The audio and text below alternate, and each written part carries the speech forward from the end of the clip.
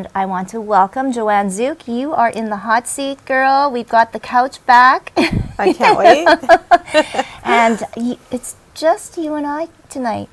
That's wild. I know, but feel free, though, for all of you that are joining us on Facebook, you can write in your questions to Joanne, because we're continuing the conversation about power.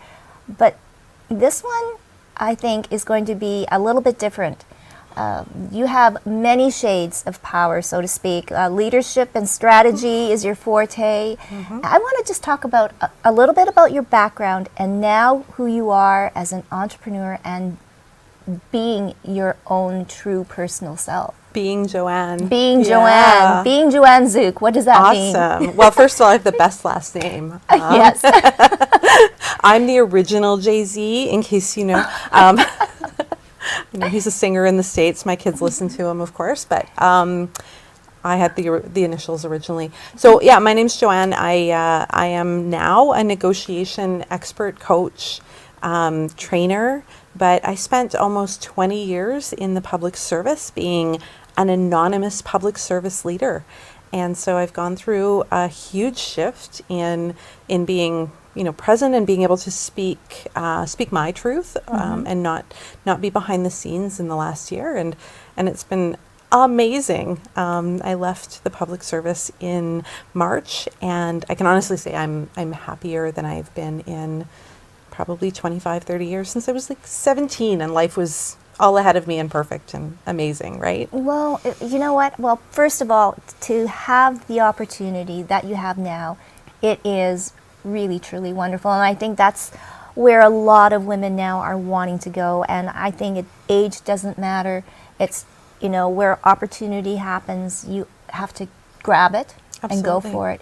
But you learned a lot, though, along the way, too. And I want to talk about in the jobs that you've had, male-dominated. I mean, working for the man, mostly. The man. I like that. I mean, sorry, Susie. Man. Sorry, Susie. I know. I think that's your phrase, but I had to say that.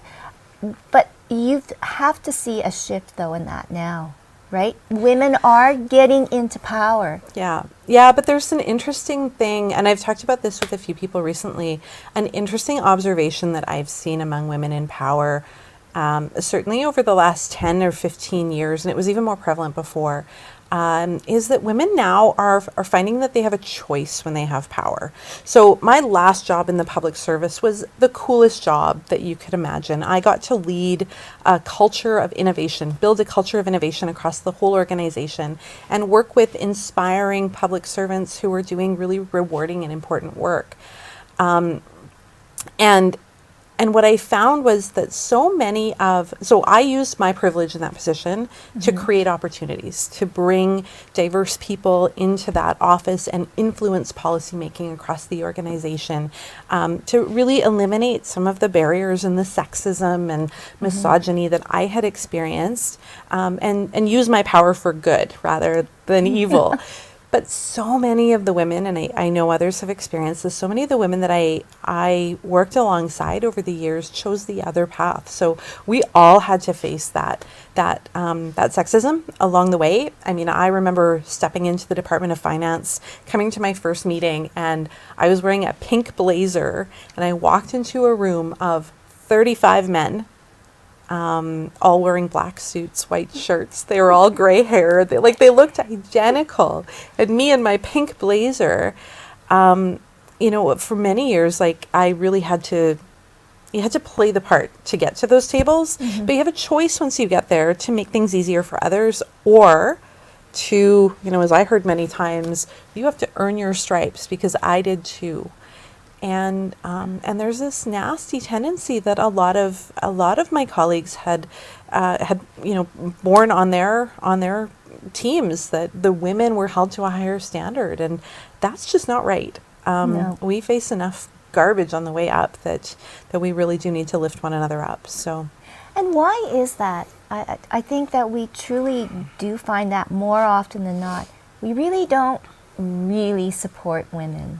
In this day and age where we say, okay, we're all sisters, and you know, we're here for you, and we hear you, but at the end of the day, Yeah, I think society teaches us that it's a fixed pie, that there are only so many seats around that table, that there are only so many opportunities. And in fact, one of my closest friends, even today, she was announced to be the new incoming CEO of the YMCA of Winnipeg.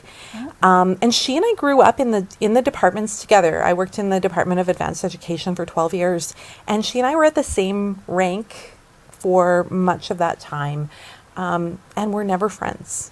Because, the system, the people around you make you feel as though those people, those other women are a direct competitor, that there's really only room for one of you at the table. And so there was a period of time in my early career where I was all about lifting my female colleagues up and my non-binary colleagues up. Like, let's lift them up, let's find space. But then as you start to advance and you start to experience that, sexist comments here and there, difficulty in getting projects. Oh, can you organize the office Christmas party? Okay, like, I'm the last person you should ever ask to organize anything. But, those types of things that contribute to this feeling that you have, there's only so much space for women in real leadership positions. And so I think there's a lot of socialization that goes into it. So rather than going, you know what, we can create equality at all these tables. We can create more seats at the table. Why don't we invite, people with different perspectives to sit at the table and provide experiences? Nobody says we only have these number of seats. But it's really bred into us within, especially in large organizations. So the group is very, small and cliquey, and I guess we get that all the time. Now, negotiation. And I am bad at this. We always sell ourselves short. We never put the real value of the work that we do on that proposal, on that. And then sometimes if you do, you go, oh my God, well, I'm not going to get it. Like, there's you no feel way. so guilty. And you feel so even guilty. saying that. Yes. Yeah. And why? Why? Okay, you really want to know why? Between the ages of 5 and 9, that's when that behavior is formed in girls. Wow. So if you think about yourself at 5 years old, you probably asked for the world. Mom would ask you, what do you want for supper? And you would say, Mommy, I want popcorn and candies, and I want steak dinner, and I want all my favorite things. But by the age of 9, you would have learned that that's not how a lady acts. A lady should be gracious and grateful and generous with others. A lady should put other people's needs first. Generosity. Right? Generosity. You've been reading my website. I know. It's just like, okay, well, because when I was reading it, it was just like, that's me. Yes. It's not just you. It's half of the population. So children raised as girls by the age of 9 negotiate in tested scenarios for less than boys, where at the age of 5 they didn't. It was the same thing. And they negotiate for even less when they're interacting with a male counterpart. So as we get older and we find ourselves in male-dominated industries and we are going up and negotiating against a male boss, we are actually preconditioned psychologically to ask for less, to feel like we're asking for a tremendous amount even when we're not. And to feel like we need to be, you talked about gratitude and generosity, feel like we need to be the generous one in that situation. So, right now we're in a time of there's so much economic turmoil, right? There's so much instability, prices are going up. And there's a tendency of women to actually undercut themselves because when they're, entrepreneurs, if they're bidding on a contract, they'll be like, oh, this organization can't really afford it, so I'm going to drop my prices. Not, I'm going to tell them what my prices are and then have a conversation about what I could do to bring that down to an affordable level. But I'm going to start at a low level because I want to be seen as generous. I want to be seen as being very generous.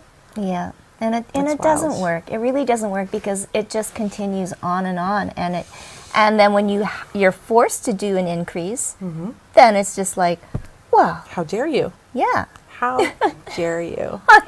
Okay. How dare you want to feed your family and put gas in your car? Well, and you know what? It is just what you're worth. Yeah. The work that you do is worth something.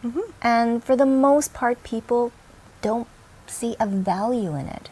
Well, people see a value in it if you place a value on it yourself, right? Right. And that's half the battle, is that conversation. Oh, sorry, I'm probably not supposed to hit the microphone. I'm Ukrainian. I talk with my hands. But that conversation starts with yourself every day, and how much do you value you? I always say, like, I start my day with a negotiation with myself. I wake up in the morning. For me, I have a morning routine that I feel really good if I do it, if I commit to it. And every morning I walk into the kitchen and I see that, my daughter's had a bagel the night before and there's crumbs everywhere and there's dishes. And my husband had a can of Coke and he left the can out. And I think, oh, I could just take a few minutes and clean that up. But that's a downward spiral for me, because as soon as I do that, then I'm wiping down the counters and then I'm tidying things up, or I'm emptying the dishwasher. And before I know it, I don't have time to do that thing that is really important and makes me feel grounded. Right. I mean, that's the first negotiation that we do every single morning with ourselves. So am I going to put myself first, or am I going to put myself second after the crumbs on the counter? Well, and we always do that. Yeah. So what is it that grounds you? Is it like a project that you're working on, or it could be anything that comes to your mind? Well, I mean, for me, it's about like brushing my teeth and washing my face, and doing my just that little bit of self-care. Yeah. And then I sit down and write for an hour. I'm a writer. I have a lot of thoughts. My brain never shuts off. So I brain dump and I write for an hour. And sometimes it's dreams, and sometimes it's plans, and sometimes it's work projects. And I've been mulling over something, but I use that time to just sort my day and think through what's a priority today. What do I need for me today? How am I feeling? Like this morning, I was just super low energy, and there's no reason for it. I was at the lake. It was beautiful. Yeah. There's no reason to not feel great, but you do. Yeah. You do. It's the lake air. Okay, so power in women, leadership. I mean, we do have good leaders. And I guess for, I don't know a large part or a small part, it's innate, it's genetics, or, It's again that socialization. Yeah. So what's fascinating is when you look at business schools, Yeah. really it's only about the last 10 years that business schools have been focused on teaching empathy. Really? Empathy. Empathy is a core function of an effective leader. So EQ, emotional quotient, I mean, that was first, I think, developed, the concepts around that in the 80s or the early 90s. But that's not that long ago, right? The idea that a business leader, that a CEO should be able to practice the steps of empathy. So listening, asking questions, being able to validate and make people feel seen. Right? Yes. That set of skills is now, of course, being taught in business school. And it's the thing that really frustrated me when I started working on the negotiation side of things, because all of the research about negotiation comes out of, or most of it comes out of Harvard. Yes. So Harvard School of Business, and there's a school of negotiation there.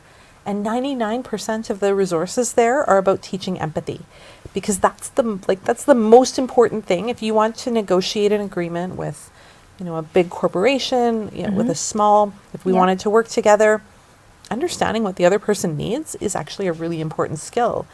And lo and behold, so many of the students coming through the program didn't have that innate skill, because again, it's something we're conditioned as women, as children raised as girls to really hone, Uncle Tom comes in and we're going to make sure we listen to what it is that he needs. Oh, do you need something to drink? Do you need something to eat? We're going to listen to what others need and take care of their needs first. So why aren't there more women leaders now? Because it's that combination of undervaluing ourselves and actually putting ourselves second to the extreme, right?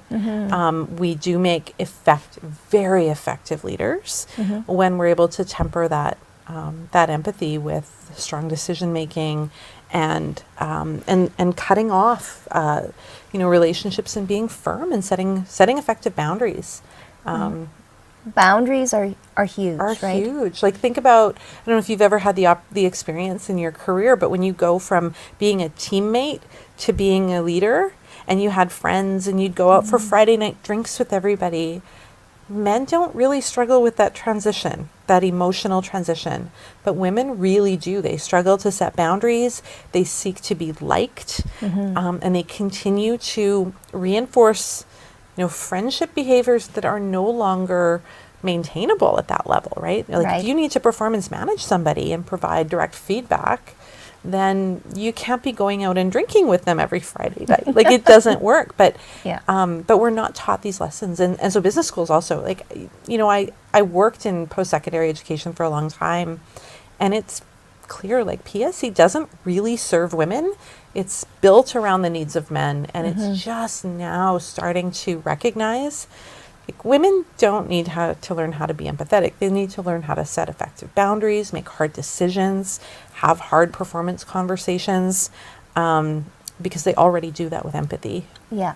No, I mean, to have both those skills, wonderful. And I guess the way the world is right now, as women, it's not looking very good. Oh my God. I mean, it's kind of scary. You have a daughter. Do you wonder, like, what is the future going to be like for her as she I worry. becomes an adult? For sure. And does she? Yeah. I mean, my younger daughter, so I have two daughters. I have a 19-year-old and a 21-year-old. And my 19-year-old is angry that this would happen. And, she keeps asking, like, what can we do about this? And so I'm going to march on Friday, and I hope she'll be able to come. I'm not sure if she has to work or not. But what we can do is gain economic independence.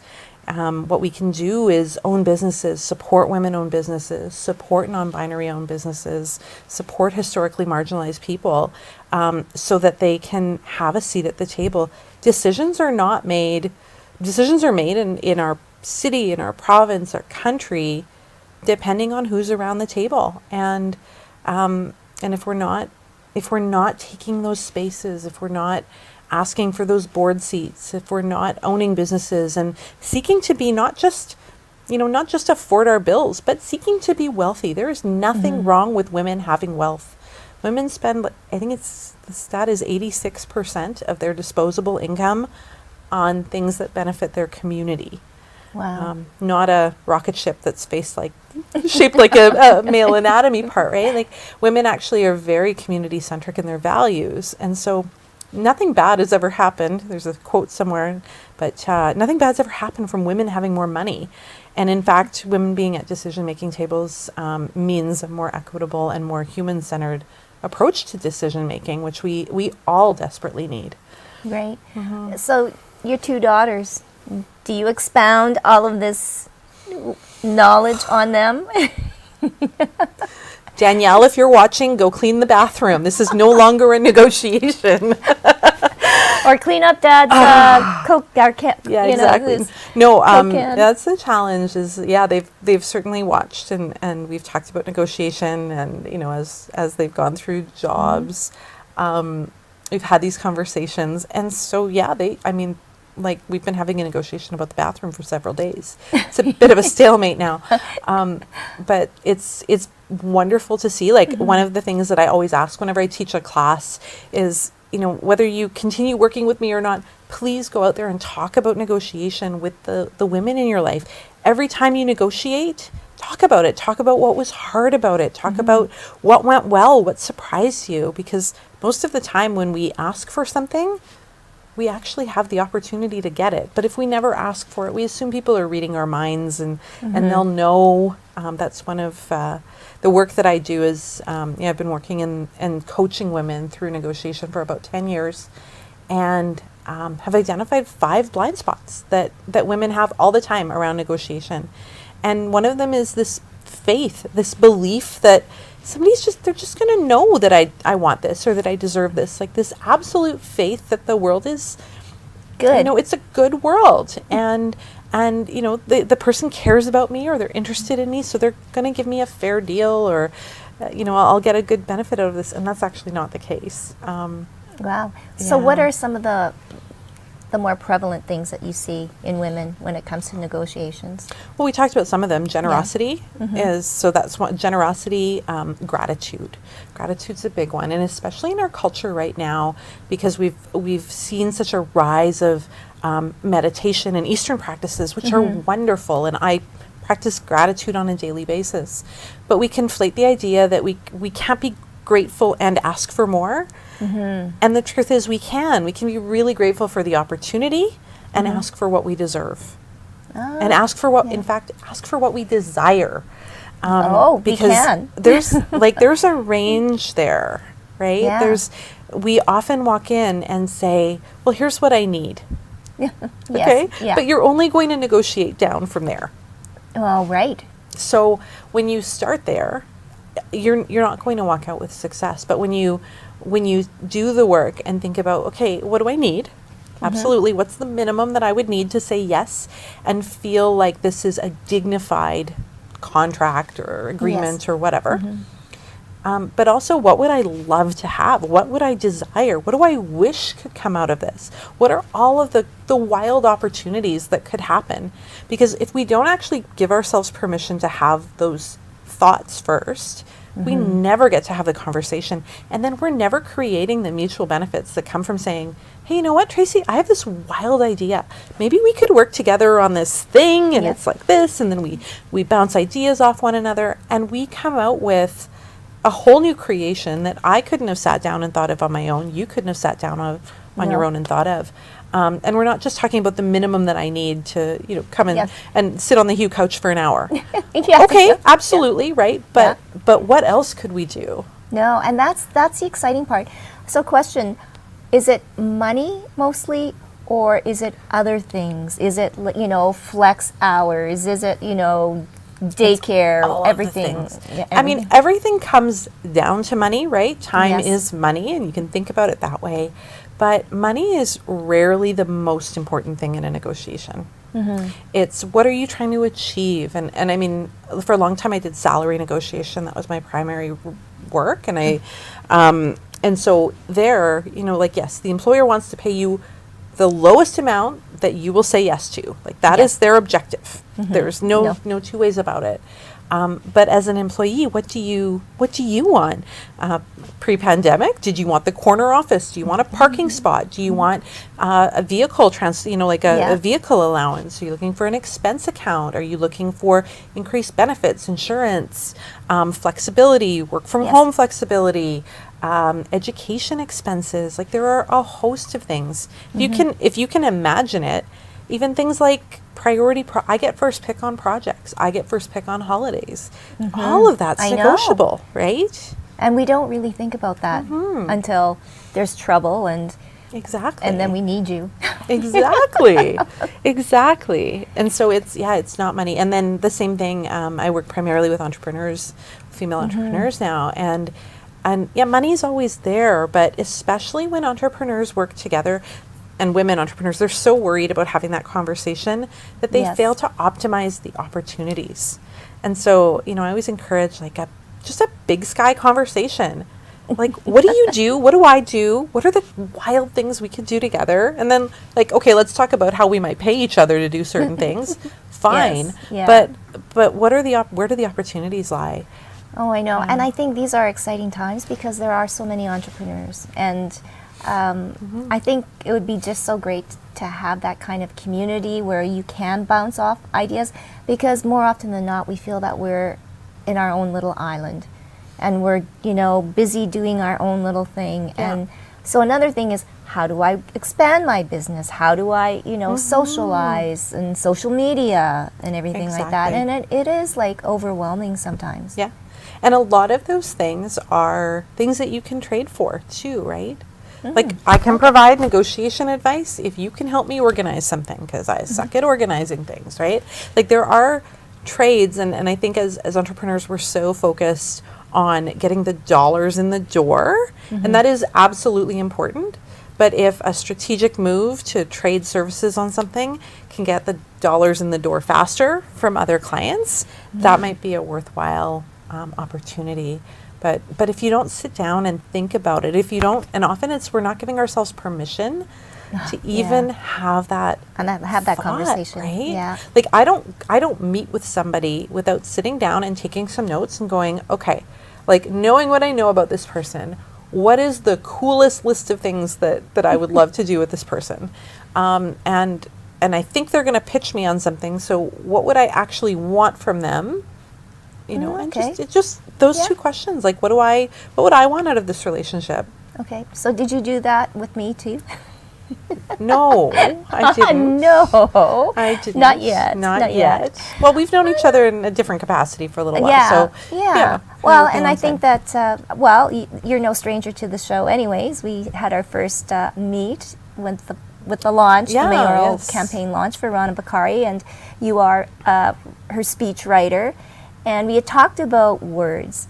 But now, if we take a look at the power of words and what we say, and little nuances, those are all important too. They are. For leadership and for communication. Mm-hmm. Yeah. I mean, I think about, if you've never done it, videotape yourself while you're in a conversation, like a Zoom call. Set your phone up and record it, and then watch yourself afterward. The number of times that we diminish ourselves in conversations, that we're self-deprecating, that we're saying, well, I just need, or I only need, that we're minimizing our needs. Well, it would be okay if we just did this. It's unbelievable how we, I think we've really been socialized. Glennon Doyle talks about this in her, in Untamed, in that book. But that we've been so socialized, especially as women of childbearing age, to be selfless, to give of ourselves, to be that's the best compliment you can give a woman, is to say, oh, you're so selfless. And I'd be going, huh? Well, because selfless, the opposite of selfless is selfish. Yes. And that's the thing that we don't want to be, right? We don't want to be arrogant. We don't, because there's a special treatment that we have for women who are arrogant and selfish and bullies, and we treat them and we speak about them with really disparaging terms. We would never do that about men, right? No. Or rarely, and we would still defend them for being, like, I think about the former U.S. president, right? Yes. He's just a businessman. That's how they are. We condone the behavior because it's gender-based, right? And we are not supposed to be that way. But there's somewhere in between selfish and selfless, and I like to think about it as self-respecting, self-care. Like, there's a whole continuum there. Just because you decide to put yourself first this morning does not mean that you're at the opposite end, that you're like with Mr. Trump down at that end, right? No. But those are, like, that's how we internalize it. And we think, well, right. I have to put everybody else first, and then I can go and sit down and read this book that I've been waiting for 6 months to read because that's just... Or you could just sit down and read your book and be, like, gloriously happy on Saturday afternoon, and then your family will get the best of you, and you'll order pizza instead of you making it from scratch. And you lead such a Pollyanna life. No, I make the pizza from scratch, and I swear my head off in the kitchen. Why am I doing this? Reality. But it is practice, right? Yeah, and we don't do it enough. I guess perhaps we don't give our own self enough credit. We forget that we only get to live this life once.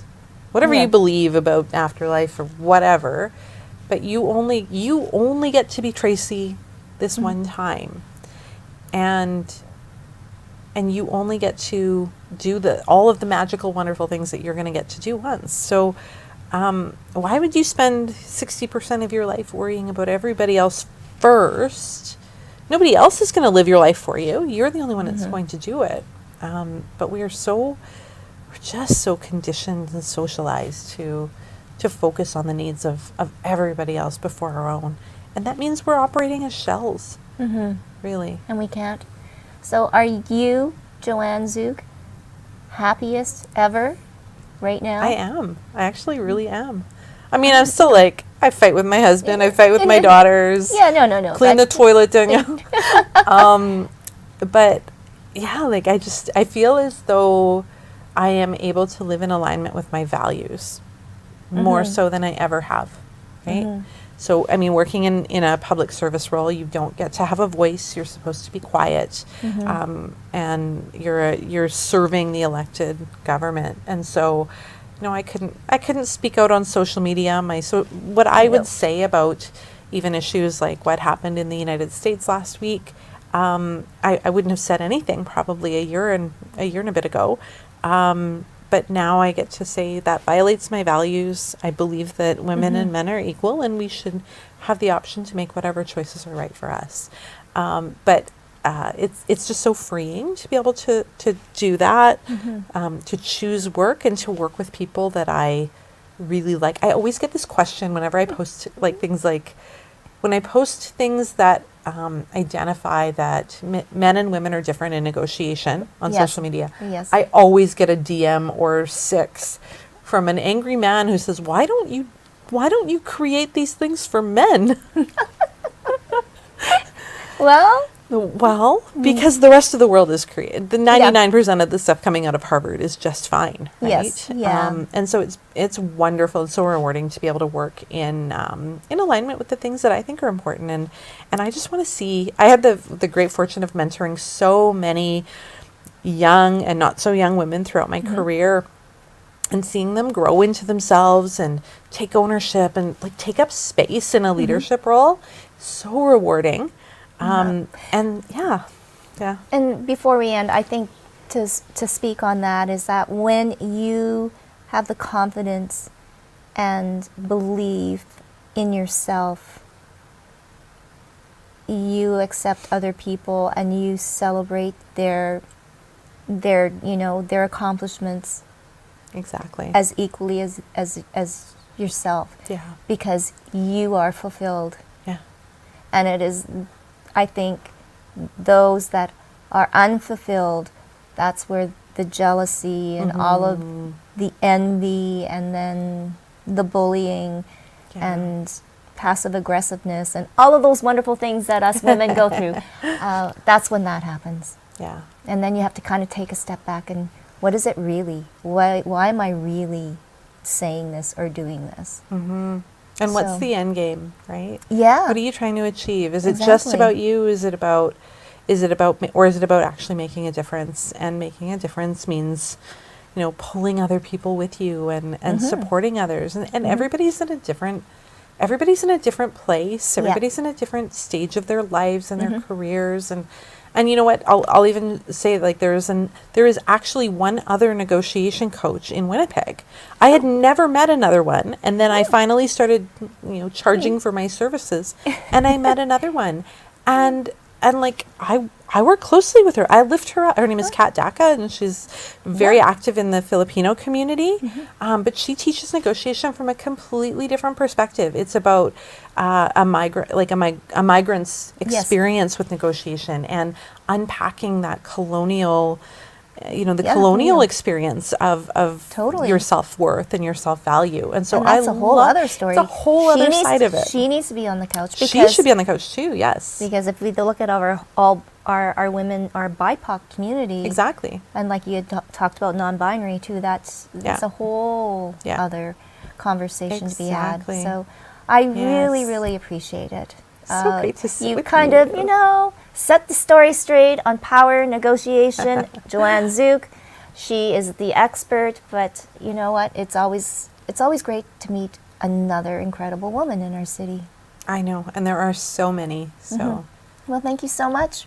Thank you to all of you for joining us on the Hue Living Room couch. We will see you. It'll be a few weeks till the next episode, but I will be back throughout the summer. And you'll never know who will be on the couch and eventually in our Zoom chat too as well. So have a wonderful Tuesday evening and have a safe and wonderful summer.